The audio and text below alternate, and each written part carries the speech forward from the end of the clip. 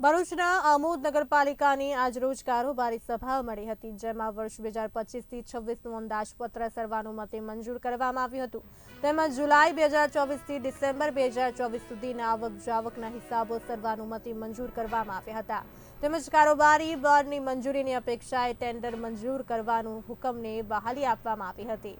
અત્રે ઉલ્લેખનીય છે કે આમોદ પાલિકા સભ્યોના અંદરોઅંદરના વિવાદને કારણે સભ્યોમાં અસંતોષ જોવા મળતો હતો, જેને કારણે 15મી માર્ચે રાખવામાં આવેલી સામાન્ય સભા કોરમના અભાવે મુલતવી રહી હતી.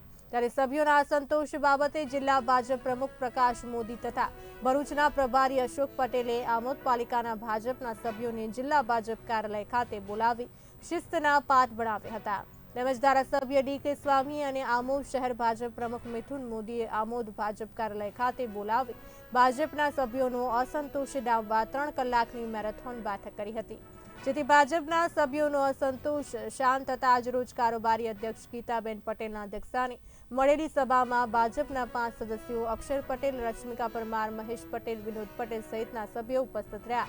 કોરમ મળતા કારોબારી મળી હતી, જેમાં ટેન્ડર મંજૂરી વર્ષ 2025થી 26નું અંદાજપત્ર, આવક-જાવકના હિસાબો કારોબારીમાં મંજૂર કરવામાં આવ્યા હતા. ગીતાબેન પટેલ, કારોબારી અધ્યક્ષ. આજરોજ આમોદ નગરપાલિકા કારોબારી સભા મળી હતી, જેમાં 9માંથી 5 સભ્ય હાજર રહ્યા હતા. કારોબારી સભા વર્ષ 2025-26નું અંદાજપત્ર મંજૂર કરવામાં આવ્યું હતું.